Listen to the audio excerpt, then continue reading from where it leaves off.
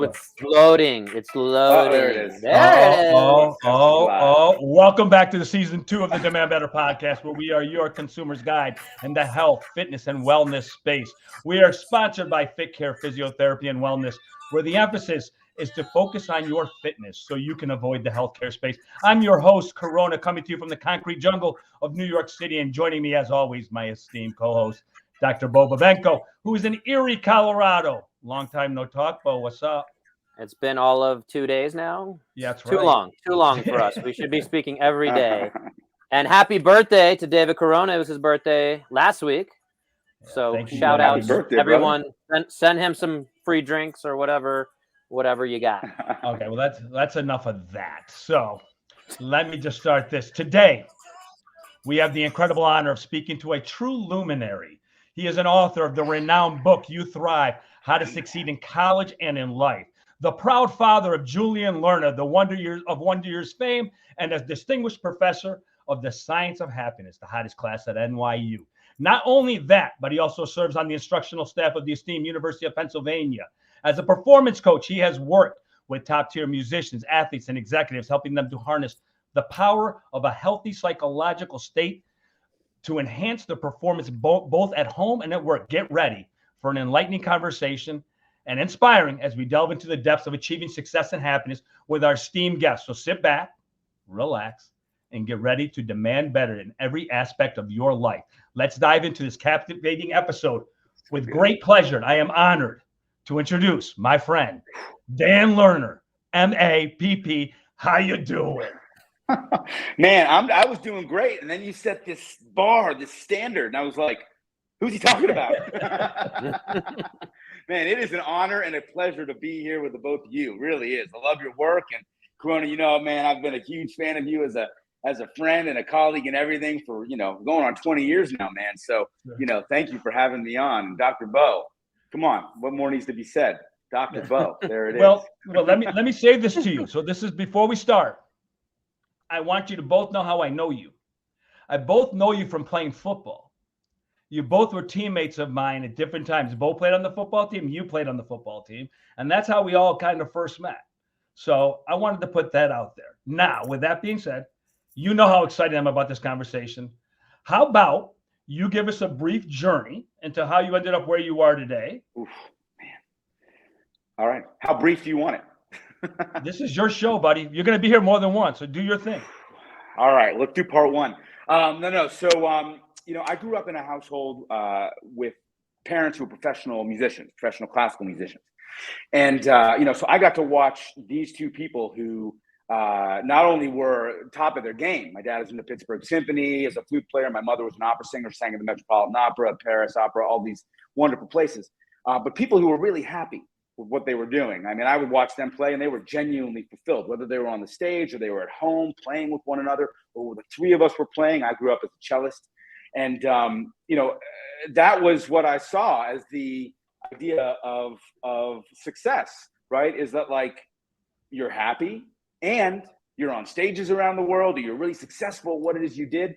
So in my little brain, I was like, well, you're happy when you're successful, right? I mean, that's how it goes. But when I took my first job out of college, and I was working as an agent for classical musicians, mostly opera singers, conductors, directors. Technically, I wasn't an agent. I was an assistant. I was an assistant to an assistant, but at a very big company called Columbia Artist Management. And then I went to ICM, International Creative Management, and I saw something that was kind of new to me. I saw a lot of folks who were like my parents, right? They were successful in the music business. Their name was in lights. They were making decent money, the whole thing. And they seemed to be happy, or let's just say fulfilled, a better term, fulfilled people. But I also saw something I hadn't seen before. And that was folks who were just as successful, if not more successful, far more successful in certain cases. And they were miserable. And clearly there's lots of gray area in between. But that really surprised me. And I saw it for so long. For 10 years, this divide between success and happiness, and success and unhappiness, that I finally decided I needed to understand it. The other thing, by the way, that I saw when I was there, which really shaped my path forward, was that you would see two people who seemingly had equal potential, right? Two people coming out of a major young artist program like the Metropolitan Opera, just a few blocks away from where I am right now. And everyone was like, these are the two hottest singers coming out. And one would do that, and the other one would kind of do that. And I was like, what's going on? Like, it has to be psychological. Something has to be going on. So after about 10 years in the business, I left and I got really interested in that question of when do success and happiness or well-being or fulfillment, when do they coexist? And I wanted to understand the psychological process of realizing human potential, but also I wanted to understand why some people were happy when they were successful and others weren't, and if it made a difference in their performance. Does it matter if you're fulfilled when you get on the stage, on the field, on the podcast as a host, when you get to your classroom if you're teaching, when you get to your law firm, when you get to your restaurant and you're working, right? Does that make a difference? So I went back to school, and first I dove into performance psychology. A lot of people think about it like sports psychology. And that was great. It really helped me understand a lot about that process of how we take our talents and do the most with them as performers. But it wasn't enough. And there were a couple of books on the syllabus when I was involved in performance psych that really caught my attention. One was Flow by Mikhail Csikszentmihalyi, and the other one was Learned Optimism by Martin Seligman. And I thought, wait a second. So there's research about how well-being impacts our ability to perform. So I went off to Penn and studied with Dr. Seligman, and I studied positive psychology, the science of happiness, the science of positive relationships, the science of meaning, the science of purpose, the science of passion, the science of willpower. Otherwise, well, the way we talk about it is the science of what makes life worth living. And that's how I landed where I am, which is teaching at NYU, a positive psych course called The Science of Happiness, and throwing some performance psych in there, speaking about both topics on a regular basis to various organizations and groups, writing about it consistently, and coaching through it as well. So that is my not so brief but abbreviated story of how I got to be where I am, and I love what I do. I'm really lucky. Listen, man, it's amazing. I've known you for so long, and I've learned so much about just doing research on you. So, a couple things here. Yeah. Number one, we both had the opportunity to dive into You Thrive. Now, I will say this to you. That can be used by me. I mean, it's not just for college students, but that book kind of brings me into something that I want to touch on right away. And Bo, I'm going ahead of what we were planning. Your dislike for self-help books. Wow, you got in there fast, man. But no, because You Thrive is a book, right, to help people, right? So Absolutely. You write this great book, and you have a dislike for self-help books. So, wow, thanks for bringing that up so quickly. Boom, there it is. All right, everybody, just in case you hadn't realized from season 1 and the early part of season 2 of Demand Better, Corona cuts to the quick. So let me reframe a little bit, and then let me explain a little bit. So it's not that I have a dislike so much for self-help books as I do a real wariness about the self-help industry, if that's helpful, including the books, right? So there's this umbrella called self-help, and almost anyone seemingly can dive into be under that umbrella, right? And look, the basic term self-help, you want to help yourself, yeah, that makes a ton of sense. And there are absolutely materials out there that can help us help ourselves. But I think it's really, really hard for people to know which ones are the ones that will work for them, right? You can go and buy, for a long time, and I don't know if it's still the case, when people went into self-help sections, they kind of did so like with a hat pulled down low, the collar pulled up high. There was like a little bit of like, I don't want anyone to see me. And I think it's blown up in a way where people are far more comfortable talking about it, going into that section, going to a workshop, being online, talking to others about it. That's fantastic. The challenge is what works.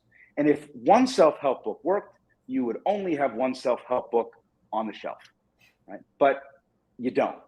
You have like 40 on the shelf, right? Because some of them are going to work, some of them are not going to work, but most of them, and I think this is where I take issue, most of them will say, and I'm going to flub but paraphrase one of the most popular self-help books of all time, which is The 7 Habits, Stephen Covey. And in his opening, he says, this book will work for all people. Now, the challenge I have with that, and that's not to say that book doesn't work for some people or many people, and if it does, fantastic. But the challenge I have with that and so many other books, whether it's drink this coffee and it's going to work for you, read this book and it's going to work for you, do this program and 30 days later, it's going to work for everyone who does, is that for the people who it doesn't work for, it can be really detrimental. As you say, what's wrong with me? There's clearly something wrong with me. If I read this book, it's going to work for all people. And I do quote that from that book and many others. It doesn't say it directly, it basically indicates that. There's got to be something wrong with me. But the challenge is if you're writing or speaking, there's no way to hit all people.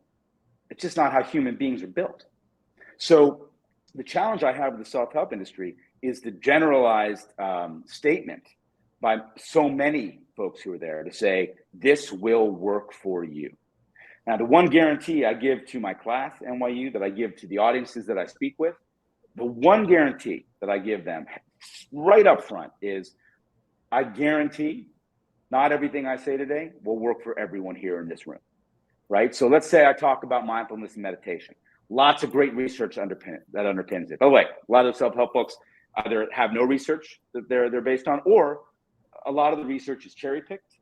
A study from 1973 of 8 people, that doesn't work. That doesn't work for me. Like, I need a more current study. I need a lot more participants for me to really find it to be a foundational piece. But something like mindfulness meditation, great science around it in terms of diminishing stress, in terms of improving performance, in terms of helping with anxiety, lots of different things. But if you're told you should meditate and it's just not the thing for you, people are feeling like they're failures. Now, it's going to work great for some people, but not everybody. And meanwhile, something like a gratitude journal or something like using character strengths in a new way every day, there is great science underpins that also. But you know what? It's not going to work for everybody. And it might work for you today, but not next year. Just like mindfulness meditation might not be your thing right now, but 5 years down the line, it might be it. So saying this is going to work for everyone right now in 7 days, in 14 days, in 30 days, I think can be really detrimental to folks' psyches and their abilities to understand how they create change. I think that we need to really understand what the research says. And for people, instead of being told what to do, right, at the end of each chapter, do this, give them questions to think about how they would answer them, so it's much more personalized in the help that they're trying to provide for themselves. What I will say to you is that there's so many darn parallels between what you're talking about, what I do and Bo does every single day. This whole concept of CrossFit's for everybody, or this exercise program is for everybody. And you go into that, and when you go into that and you fail, that person says fitness isn't good for me. Or you go to a trainer and it doesn't work out because that trainer's strategy wasn't what it was supposed to be. This training doesn't work for me. And I'm going to turn it off to Bo because I've been just yapping. But I'll say this to you: this one size fits all. Susie does it. She looks great. Well, you're not Susie. I say this all the time. You're not her. You don't have her genes, and you don't have her diet. And you don't do what she does. But we're looking in this world. We're all looking for the one thing, without realizing that we're all unique within ourselves, and that different things will actually move us to make those changes and to be comfortable enough to make the change. Change and growth are hard. And I see in everything you're doing is stuff that I have done and Bo has done on a regular basis. And when you deal with people don't even understand value. They go to the self-help, like, this book's $4.99. This is what's going to get me there. I don't want to talk to Dr. Lerner or Dan Lerner because, I don't know, he's too much money. Whatever it might be, we're looking for the easy way out, but we're not willing to put the work in. And I see that a lot. And the parallels are outrageous. Yeah. I agree with you 100%. The one size fits all, it just doesn't, and look, as I said, there are going to be folks like Susie who benefit really, really, really tremendously from the trainer they're working with. But if you're not working with a personal physical trainer who assesses your needs, right? Like, asks me the questions. What do you want? What are your strengths? What are some things that you're looking forward to? And then assesses, in their professional opinion, my body type, my abilities. You're just getting another program. And it's not going to work. It's most likely not going to work like it does for Susie. And that can be really demoralizing for someone. As you said, fitness doesn't work for me. It's not fitness. It's just one program. Let's try something else. Right. And that's so key. It's the journey. The only thing that we know works for every human on earth is David Corona, personal trainer, Upper East Side. Go see him. But let's take a few Took steps the words back, right out of my mouth, Bo. Let's take it back a few steps because, as you alluded to, Corona I think he even like sped through the name of your book. Didn't even introduce it as your book that you published. I'm sorry, Dan. You could make implications and things like that, but we did want to cover that. So the letter U, as in university, thrive. I assume that was the intention of the book as it looks on the cover. And yes, we did get a chance to go deep into it, and came out a few years ago. And as Corona alluded to as well, as much as it was written for college students and helping folks through that journey. So if anyone out there has anyone they know starting the college process, if they're in the college process. But yeah, I think you talk about stuff that applies to all aspects of life that people are still struggling with. I know, pretty sure one of the people listening right now, 31-year-old client I have that I think needs to learn these lessons over and over again because she makes silly decisions in life, and that's okay. It happens. Don't we all? We all do. Yeah. So the book You Thrive, I wanted to shout out the fact that, and you say it on one of your interviews I watched leading up to this, was, you would call it the science of well-being for your course, but nobody would show up. You'd get 3 people like me and Corona, and then some other weirdo, some other nerd. But the science of happiness, there's a lot there. But I did want to just shout out the fact that you talk about breath work. I do tons of that. I'm even trying to make Breathe Thursday, #Breathe Thursday, a thing. But it's not quite there. It's not quite there. It's better than Breathe Monday. I'll give you that much. And you tie in a lot of the concepts of physical fitness, which obviously we're talking about here, and we're trying to be the consumer's guide for health, wellness, fitness, all these things. Obviously, that mindset piece is huge. And my 5 pillars of health that I talk about with my clients, we have 3 that are physical, moving, how we move better, move more, move all that good stuff, quality, quantity. We have the recovery piece, we have the nutrition piece, and then there's the 2 mindset pieces of internal, how we think inside, and then self-help books, so we can call it that. And then the other one being connection, which, you touch on a lot. You always make the joke about sleeping with people in college, and you're always talking about the roommates, not the other way around. There you go. That's exactly what it is. Hey, it's college. That's right. Yeah. That's right. So bringing it back to the breathwork piece, the physical fitness piece, and the fact that it's called happiness, I wanted to ask you, with the way the book's been received, feedback you've gotten, if you've modified anything, because that book came out, I think, 5 years ago, if I'm not mistaken. And so operationalizing happiness, as the course alludes to, and you do talk about PERMA model with Martin Seligman, the growth versus fixed mindset, positive psychology, optimism. We want to get into all these different things, but I'm just going to bring it all back to, how do you operationalize? And for anyone not familiar with that term, we're just trying to take a complex concept like happiness or love or something like that doesn't have a very simple answer, and seeing how we can break that down. So I'll throw it back to you, Dan, of how do you operationalize happiness, and are you tired of doing that? You're tired. It's a funny thing. So this course I teach at NYU, this is our 10th year teaching it. I say our because one of my best friends in the world, Dr. Alan Schlechter, adolescent psychiatrist, an amazing guy. We co-wrote the book together, and we've been teaching the course together for 10 years. And, we try to make it very clear, both in the book and in the classroom, that it's not about happyology. It's not about just getting happy, right? There's a lot more to well-being than just being happy. Happy is an essential component. Let's just call it positive emotions are an essential component. And I'll just go on tangent for a second to say, when I say that, it's because there are lots of ways to experience what people think about as happiness, but what I'm going to call positive emotions. You can jump for joy. And when we think about joy, we think about a physical energy, right? Literally jumping for joy. But, under the umbrella of positive emotions also come things like calm, tranquility. That's a positive emotion. it doesn't necessarily mean that we're jumping for joy. It means that we find a sense of peace, right? But you can also say that pride in what you've just accomplished is a positive emotion. You can say love is a positive emotion. You can say happiness, which might be a little almost like below joy, above calm. There's a sense of energy. So when we look at the research, these are all studied individually. Interest is a positive emotion, which we might not automatically think of, but hope is a positive emotion, and it's different from all the others that I've mentioned. And what we know through the research is that they all operate differently. So if I am in a classroom, or I'm in the workplace, or I'm in the gym, right, and I'm working out, joy is going to be very different than hope. It's going to have a different outcome. Hope is going to have a different outcome than interest. I might be interested in my workout, but hopeful is going to provide a different level of motivation. It's going to provide a different level of distraction, wandering thought, so on and so forth. And I use these terms because, again, we've seen it in large-scale studies. So being able to help not only students, but as both of you pointed out, anyone who comes to the classroom or anyone who reads the book, understand what a positive emotion is can be immediately helpful. Oh, I'm never joyful. But you know what? I usually feel a pretty good sense of calm and tranquility. What do I feel at my best? When I'm proud of what I've gotten done.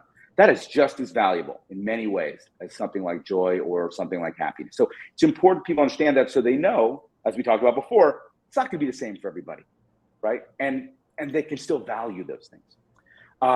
And we do that with lots of different, with all the different topics we touch on. I think it's an important thing to understand when it comes to well-being instead of just happiness, as we hopefully make really clear in the classroom in the book, is that we can't just think about the positive. It'd be unrealistic. So, Bo, you mentioned optimism before. Optimism is an incredibly powerful thing, right? And lots of people want to be optimistic, right? And we hear lots of talk in things like social media and a lot of self-help books. Just think positively, everything's going to be great.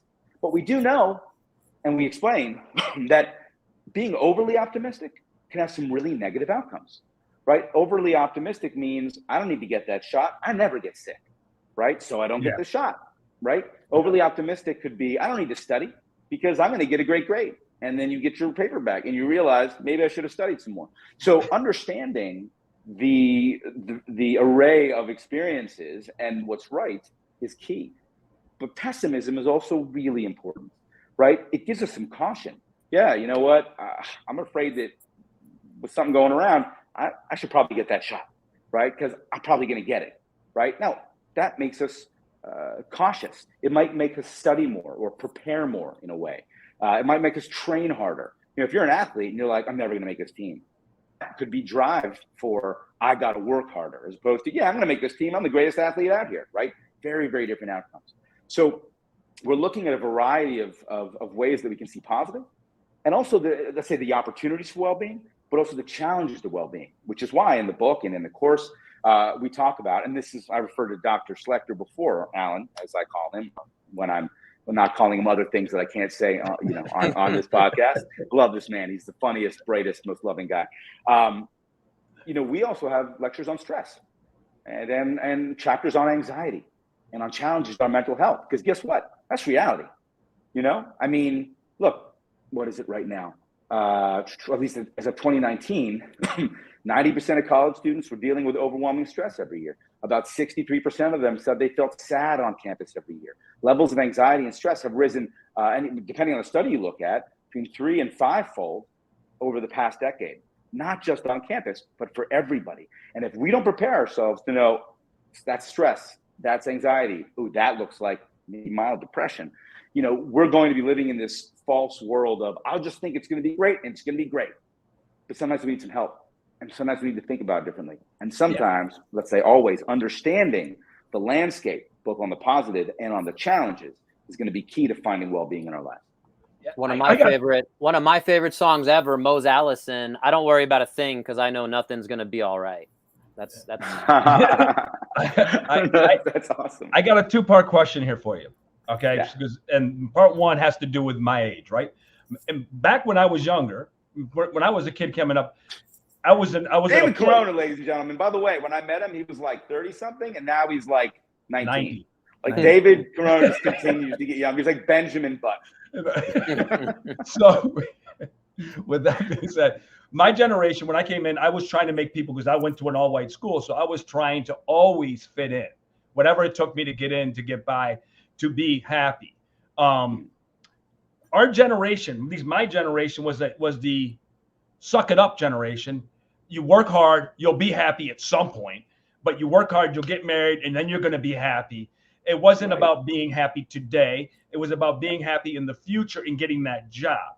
Part two of that question is the new generation, is the loneliness factor that we're discussing, and the self-doubt. Is that social media oriented? Because listen, I'd rather talk to you by phone or in person than on a screen, for sure.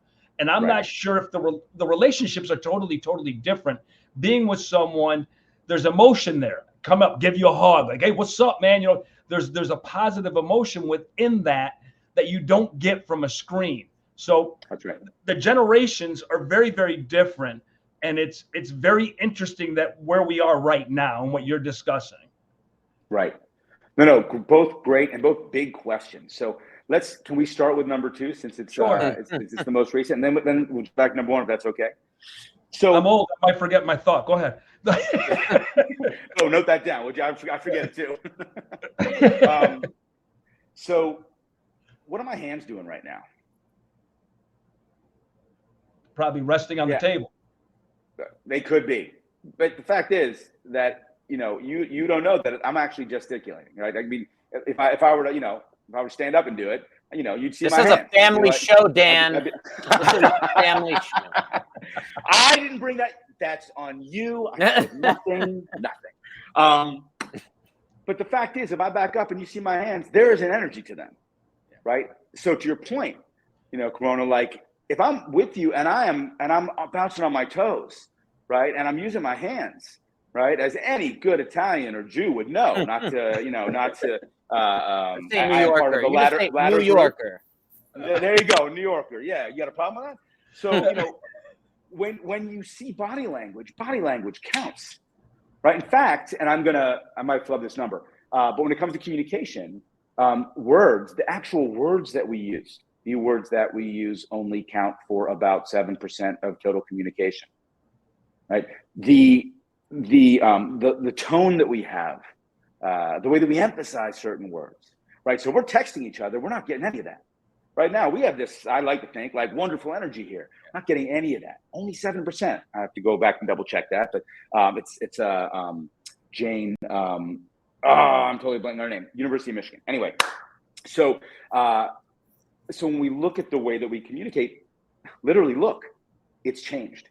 So being able to feel closeness, right? As you said, like bring it in. Like, it's great to see you, man. It's been a long time. Like, A, there's the hug, and B, there's also like the excitement of seeing somebody that you can barely get when it's just words on text. When it's something like Zoom or something like this, like I said, if I drop my hands, it's a very different experience right now than it is right now, right? So being able to see somebody matters. And, I won't even go into the whole question of mirror neurons, the ability to imitate other people's body language to make them feel comfortable, right? That's important. And we're losing a lot of that. So when it comes to relationships, we're losing quite a bit of that. And that's really challenging. I think, to bring in the social media piece, a lot of the way that we communicate these days, the young people out there, but even us, not so young people, is over social media. And what do we see on social media? And I don't want to oversimplify this, but what are you posting to social media? You're posting the times that are awesome for you. Look at me, I'm on vacation here in Cancun, Cabo, whatever. Look at me, I'm with my family and we're super happy. Look at me, I just got a new car. Look at me, I'm having a great time with my friends, whatever it might be. But that's one moment in time. And we see so much of that I think the research shows that we've come to expect that. Not once a day or twice a day, but all the time. But that guy's always happy. Susie is, we'll use Susie as a figure here because you brought her up before. Susie's always happy.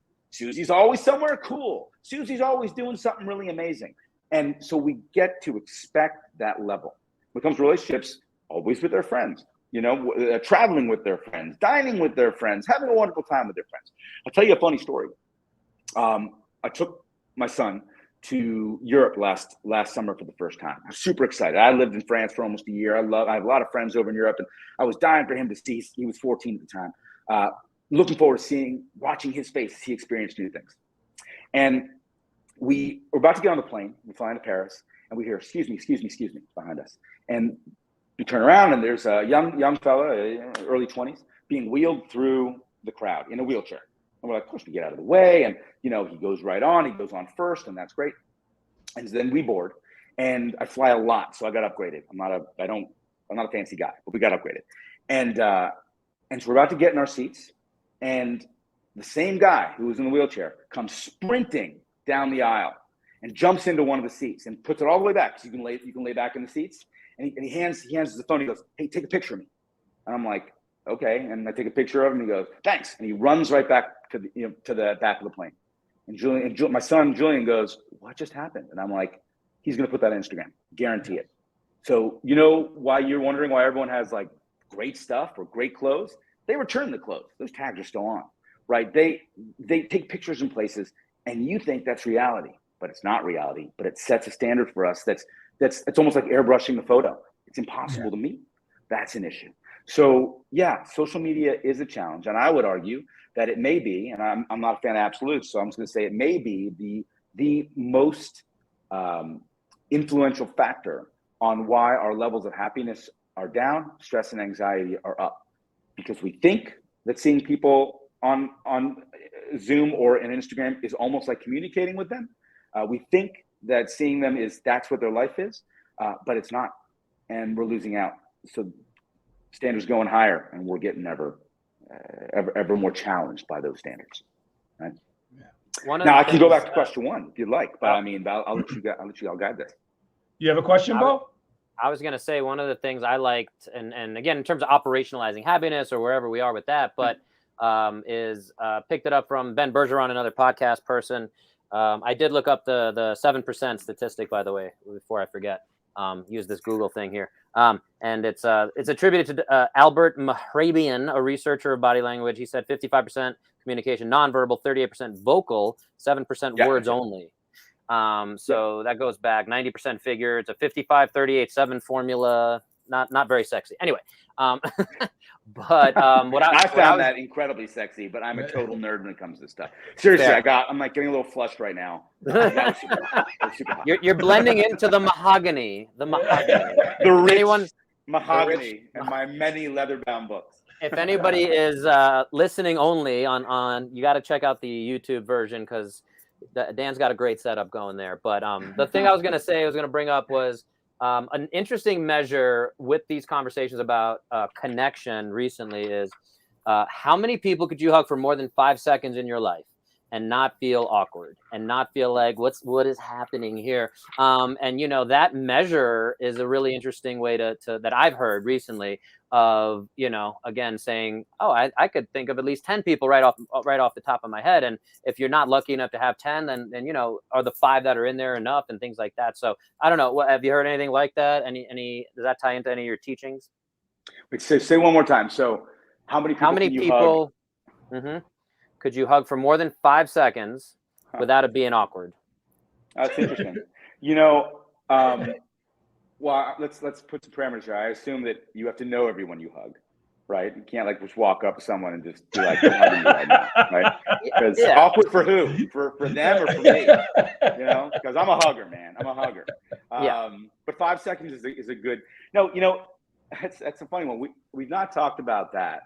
We have talked about the idea that when you hug someone for 6 seconds, that your oxytocin levels jump up, right? That being said, and I'd almost go back to a couple of questions ago and a couple of answers ago. We cited that data back in 2013 when we started teaching this course. 2012, we started teaching this course. We don't anymore. And that's one of the things I love about science. Dan Gilbert, one of my sort of heroes, who wrote a wonderful book called Stumbling on Happiness. He's been a professor at Harvard psychology for many years. He says at the beginning of the Psych 101 course, 50% of everything I teach you this semester is going to be wrong. I just don't know which 50%.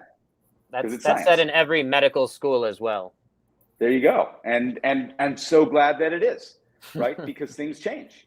Yeah. And we find out that the data we've been given, and it looks on the face of it and is accepted as strong supported data.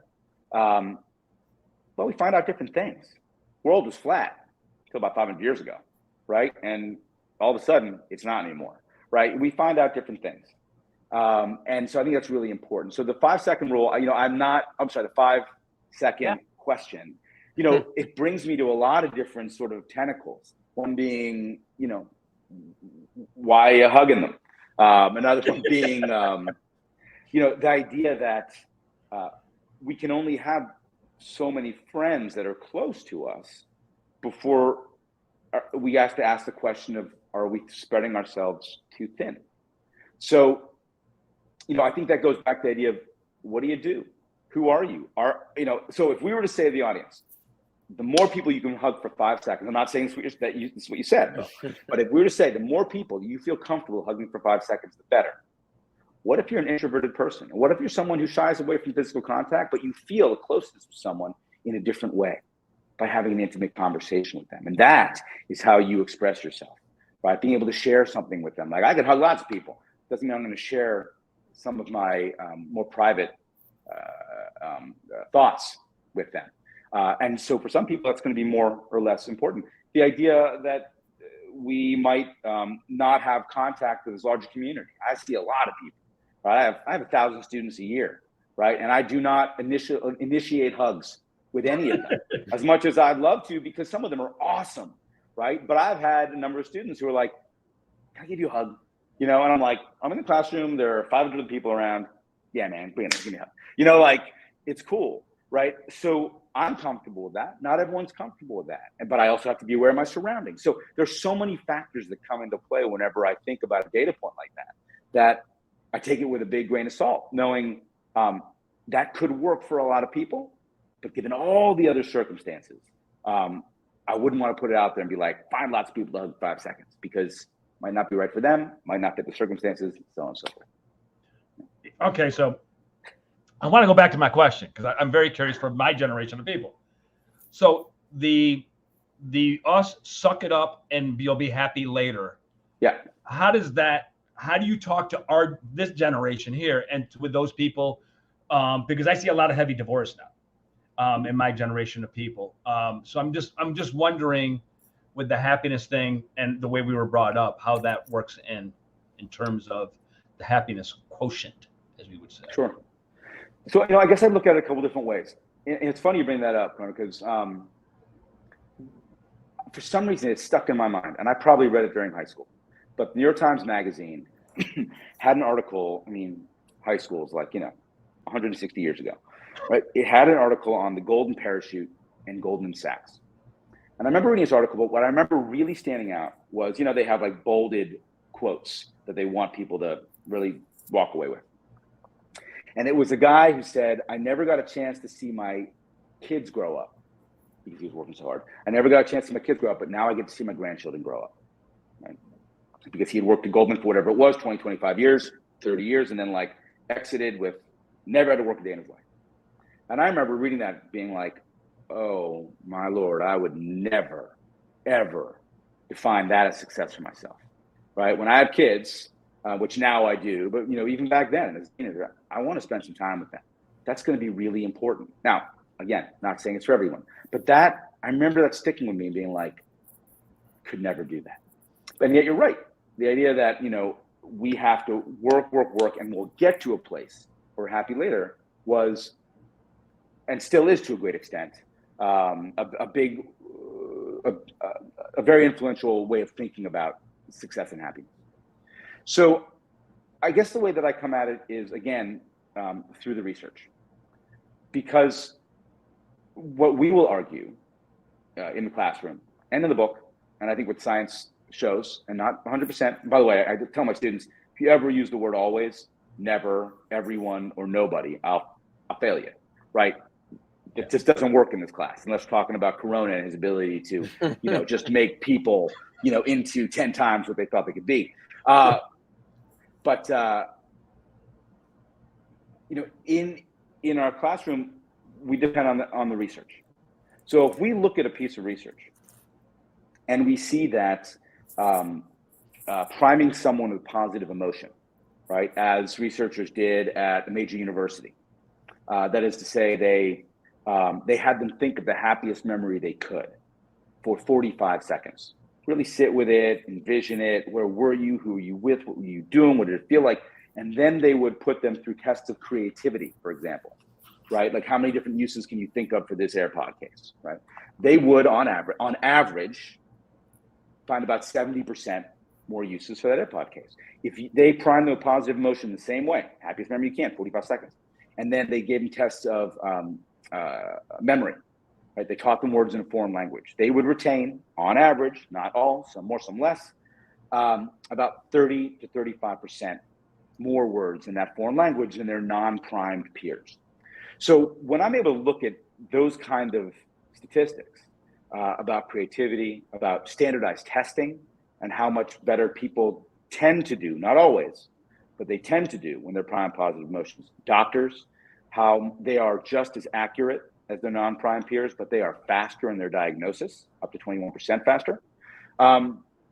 That's how I explain it in the classroom. But I think, and that works for some people. But when you add to that real life stories where you look at someone and you can compare them, and you can be realistic to say, look, you don't have to be happy. Let's look at two people who are very clearly successful. And let's look at sports for a second. Bob Knight. And if you don't know who Bob Knight is Bob Knight was the head coach of University of Indiana men's basketball. He won a national championship as head coach of University of Indiana men's basketball, which is the pinnacle of that field. He won a national championship, right? He is a successful head coach of a men's basketball team, right? And then he was fired when he was caught on camera, literally choking one of his own players during practice, right? The guy wrote a book called The Power of Negative Thinking.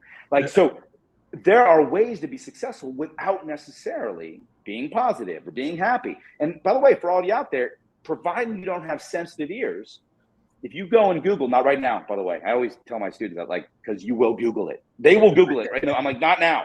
But if you go and Google, write this down for later, or text yourself or something, Bob Knight halftime speech is the most abusive, violent speech you're likely ever to hear, right? Because they're losing at halftime, and what he says to his players is like crazy.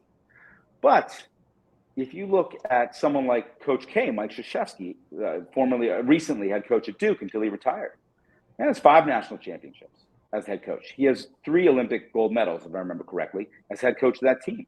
He also gives back to his community. He spends time with his family.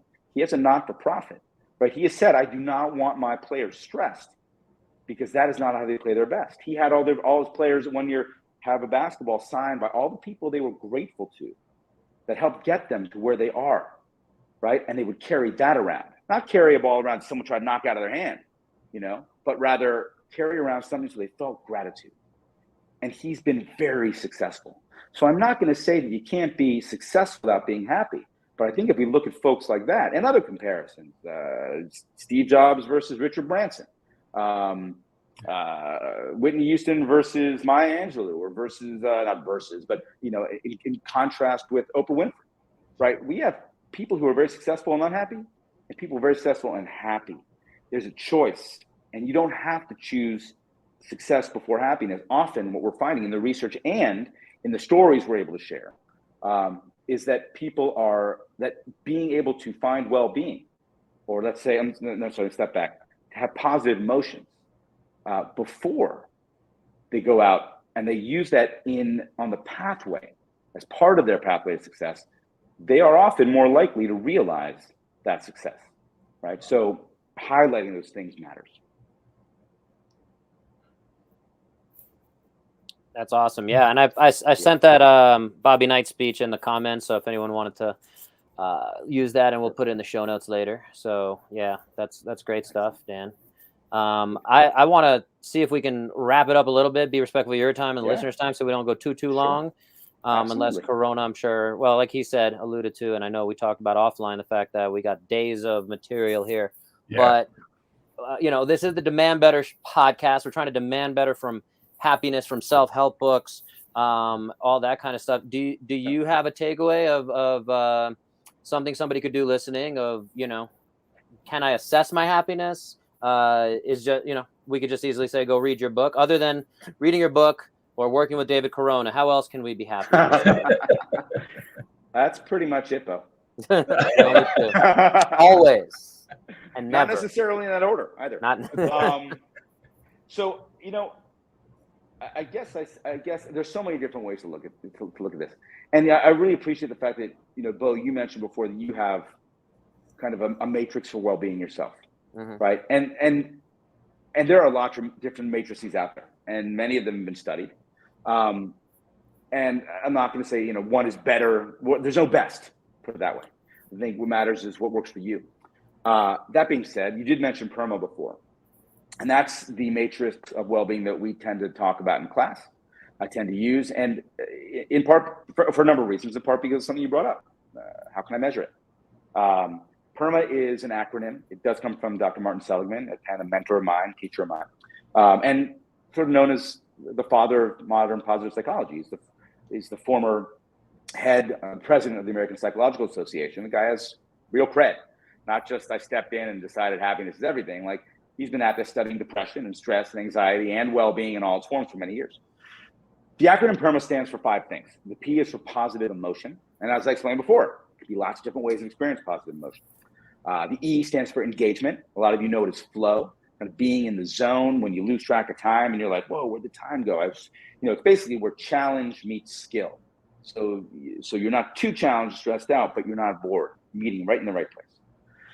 The R stands for relationships, or positive relationships, which is relationships that you can really enjoy wonderful times with, but also relationships that are very trusting, people that you feel comfortable sharing the harder things with. The M is for meaning. Meaning, as we define it, is a connection to something larger than ourselves. It could be how we give back to our community. You might ask the question of, how does the work that I do help make the world a better place, or help other people? Maybe the person sitting next to me, maybe the beneficiaries of the money that I'm raising for this not-for-profit, maybe the clients that I work with in the gym. How does it help them live better lives? And finally, the A is for accomplishment or achievement. And to be real clear, accomplishment or achievement doesn't necessarily have to be the big things. Got into college, got a new car, got the promotion, because those are wonderful things, but they're not going to happen every day. It could also be the small A. What did I set out to do today? Set out to do a good podcast. I set out to answer these emails, and I set out to have dinner with my family. If I can look back on that day and say, I've checked these 3 things off, I'm doing okay. So when we look at PERMA, I like to think of them like buckets. Each one is a bucket. And it would be unfair of us to think that they should all be overflowing. That's not realistic. But we need to have at least a drop in each bucket to be thriving in life. We have to have some positive emotions. I mean, look, you can have accomplishments like crazy. Your bucket's totally overflowing.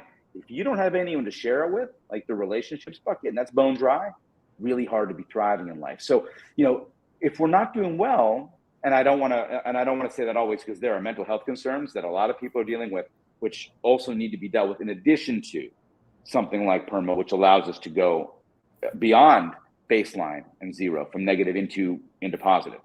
But if we're struggling a little bit, you might want to look at that checklist. How am I doing on those five areas? Now, there's a PERMA scale. You can go to Martin Seligman's website. I think it's authentichappiness.something, where there's an array of psychometric assessments ranging from optimism, pessimism, to satisfaction with life, to PERMA. And you can get a sense of where you sit with that. And having some sense of baseline. A, am I leaving this bucket totally dry? And B, let me focus on that a little bit the next few weeks. So I get a student come in like, I'm doing great, straight A's, got into graduate school or got the job or whatever, but I'm kind of struggling. We talk about it, walk me through your schedule. Well, get up at 7, go right to the library. I'm there until my first class at 9, drop in and get like something to eat, go back to the library. I'm there till class again. I go out, I might work out. I go back to the library, hit the sack, up, repeat, right? I'm like, I didn't hear anything about other people there. Seen your friends? And it's like revelatory. They're like, oh my gosh, friends. I hadn't even thought about that. Like, yeah, you might want to like invest a little time there. It doesn't have to be all day, every day. Why don't you work out with a friend? Why don't you have that meal with a friend? Why don't you take a walk with a friend or a cup of coffee with a friend? And they come back a few weeks later often and they're like, that made a difference because there's one factor we're not thinking about. So I like this matrix because it gives us these 5 buckets and it allows us to get a sense of where we might be, self-assess or go off and take an assessment and give us some understanding and targets of where we might want to aim and where we might want to get to. And by the way, let me say this. We talked before about how 50% of everything I'm going to teach you is wrong. A lot of people note, and I think very rightfully so, that there's nothing physical in there. I mean, I'm happy when I work out. I feel a sense of accomplishment when I work out. I'm super engaged when I work out. But what about the body? So there's an argument for adding something like V, or vitality. How are you sleeping? How are you moving?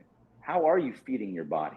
That for a lot of us, I know for me, and I know for you guys, is really important, right? Because I know that it's really hard for me to thrive or be fulfilled or have well-being in life if I'm overtired too often.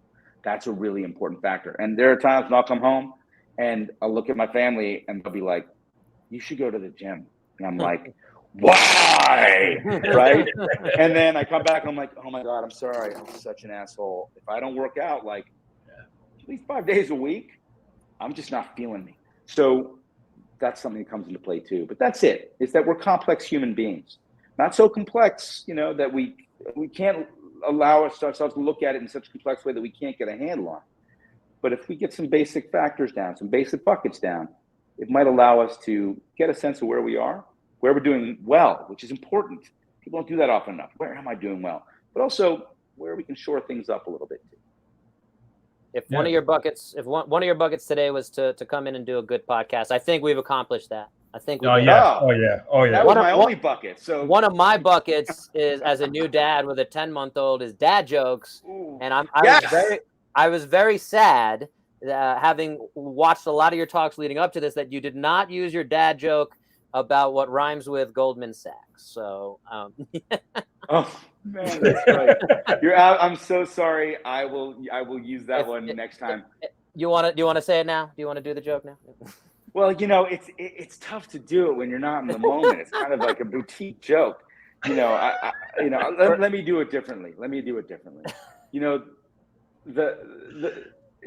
a recent bit of research, we found that, as I mentioned before, I didn't mention this, but among college students in 2019, about 45% of those college students dealt with work debilitating depression each and every year on campus, which is scary, right? If you think maybe they're not happy because they're not at the right college, they want to go somewhere better. There's another college, another university, very well known. We won't mention it. So just say it's near Boston. How's that? And it rhymes with Schmarvard. And at that university, depression is far higher. How's that? We'll do that riff. Well, usually you kind of mixed in the depression and the suicide, but that's okay. It was comical. Let's just say that often when I refer to Goldman Sachs, I say we won't mention it, but rhymes with old man snacks. Yeah. Yeah, I got to give full credit to Reb Rebelese, one of my favorite people in the world, and just got his PhD in psych, and brilliant guy for that one, which I steal liberally. But I'd like to give credit where it's due. There you go. Like I want to give, just like I have solid reference and citation section. Anything I'll share my favorite dad joke now. Is how do you know it's a dad joke? It's a parent. Ooh. Oh, that's terrible. Oh, that's good. That's terrible. That's good. Man. Anyway, I'm gonna stop on that note for myself. Corona, let's go to you. No, listen, I want to keep this about an hour because Dan's a very, very busy man. Yeah. I'm so happy to be here, man. But yeah, I'm happy. I'm really happy to have you. So I'm going to ask you to come back. You know that. So because there's so much more that I'm in. But with that, I won't keep you on tenor. I won't keep you waiting or nervous. Like, I'm in. Okay, so that's great. So this time you'll put it on your calendar. Yeah. Yes. This time this was supposed to happen same time last week. Guess who didn't realize it because he didn't write it down? It was Corona's fault. It was Corona. Let me put it differently. Who has 2 thumbs and doesn't write stuff down? This guy. This guy right here too. That's age, man. So I'm going to try to put a bow on this here. Like that? You like that, didn't you, Bo? I always. Oh, that was nice. What can you give the listener as they walk away from this pod? Something that they can carry with them. Because I heard some really, really good things from you, Thrive, writing things down before bed, things that you're grateful for. You had some really, really good strategies in that book. My question is, what can we give the listener to walk away with so that they, as they're listening to this, what can they take away and they can start practicing in their day that might be very helpful for them? So let me try to abbreviate it. Let's look at PERMA again. And let me give you one brief exercise for each. There are lots of exercises for each one, but let me give you exercises that will not take you more than 5 minutes each day, right? You can walk away with. Positive emotions, keeping a gratitude journal.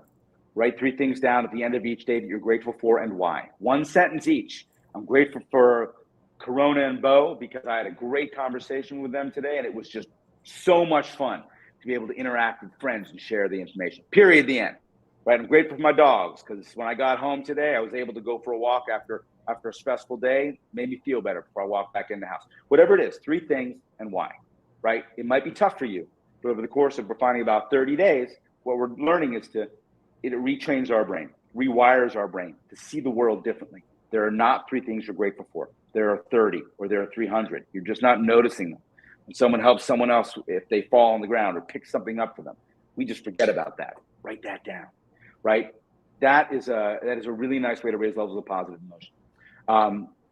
For positive relationships, write 3 quick texts every morning to someone, right? Thanking them for something or noticing something. Great job with your workout yesterday. Really appreciate your help on the presentation. You did a terrific job studying last night, right? You were a great teammate yesterday. Thanks for helping me. Right, 3 things every morning. We find over the course of about a month, again, trust and bonding rises considerably. Right, for engagement, use a character strength, and I would go back to the Seligman site. Character strengths are strengths not of skills, but their love, their gratitude, their honesty, their bravery, their humor. Right, and we look at those 24 strengths.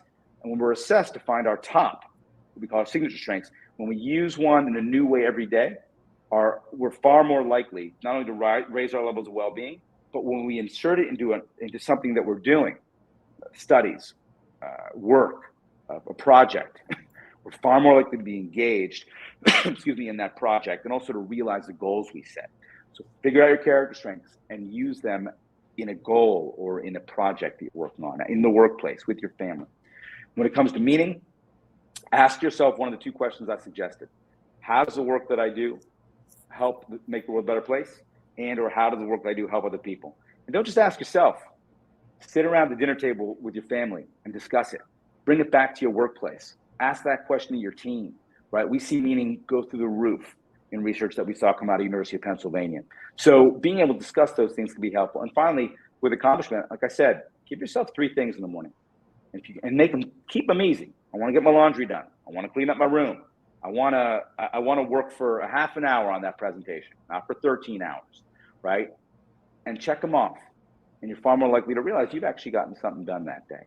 So there's plenty more. As I said earlier in the podcast, I guarantee you one thing. Not all of these things will work for you. But if they don't, there are others you can use. These are 5 examples of things you can try. Some will work, some won't. Some might work in 3 weeks or 3 years. Some will never work for you. But it's about getting out there and making an effort. And making an effort in a way that we know that, again, I'm biased, but that the research shows can create change if you work at it and if it's aligned to the things that work well for you. By doing so, you can raise your levels of well-being in lots of different areas. It's amazing. I want to leave 2 little breadcrumbs for part 2 because we're going to do this. One is, I don't know, and you don't have to answer now, but just going to leave it for my own sake when we come back is the courage to be disliked, and then the sequel, the courage to be happy. So for anyone out there, you can look into that. Adlerian psychology. We can geek out on all that. You got my nerd juices going. And then the other one is that you just kind of brought up about the meaning piece. There is Carl Jung's shadow work, where how you present in the world and things like that, of really fascinating stuff there. So I would love to geek out on all that. I'm going to leave those breadcrumbs, and then Corona, you're going to finish us off. Listen, man, Dan, first of all, thank you very much. I'm going to thank you again. My pleasure, bro. My pleasure. Thank you, the listeners, for joining us on this incredible journey today. We are not worthy. Thank you all. We are truly grateful for your presence and support, and a special thank you to you, Professor Lerner, for gracing us with your wisdom and the inspiring story. If you enjoyed today's episode and found value in our conversation, we kindly ask for your support. Help us spread the word about the Demand Better podcast by writing a review, liking, sharing, or subscribing to our show. Your engagement means the world to us and helps us reach more individuals who are seeking to demand better in their lives. Remember, together, we can make a difference and strive for a better tomorrow. Stay tuned for more thought-provoking discussions and inspiring guests in the upcoming episode. Thank you once again, and until next time, keep demanding better. You did so good, but I wanted, before we sign off, where are the best places that folks can go find out about you, Professor Lerner? Yes. You can go to daniellerner.com. Lots of information there about the book and what I do and what I discuss. The folks I work with for speaking, Lavin, the Lavin Agency, Lavin. They have a great page. I think their page is better than my website. You look up Lavin, Lavin, Google Lavin and Lerner, Lerner. There are lots of videos on there and other topics that I discuss. And frankly, check out the book too, or my Insta, Dan Lerner Insta. Right, that's it. You can check that out as well. But I'm always happy to respond to folks, to interact with people. So if you want to jump on, hit me with a DM on Dan Lerner Insta. By all means, do. I will definitely get back to you. Look forward to engaging with you and helping in any way that I can. On that note, now we can sign. I just needed the last word. No, we're going to sign off, guys. Thank you for everything. We'll talk to you guys next time. See you soon.